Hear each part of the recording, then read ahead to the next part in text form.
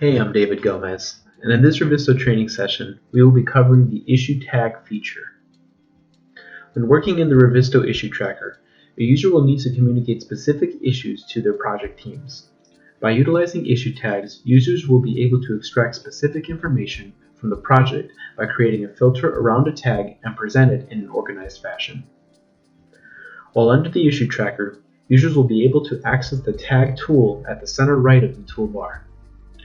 When the toolbar has been selected, Revizto will reveal all of the custom tags that have been created in the project.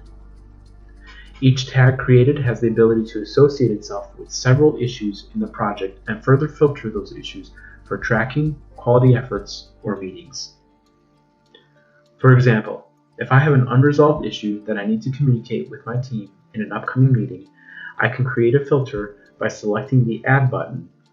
I then name the tag after the date of the future meeting, and now that tag can be selected under the Information section of the Issue Tracker. Now I'm able to go through my unresolved issues and assign my newly created tag to them. And come the day of my meeting, I can access my tag through the filter list by tag, select the one I created, and Revizto pulls up the issues that I have been assigned to my custom issue tag. This allows me being efficient with my project team's time, for team members to clearly understand the issues, and capturing more value in the conversation.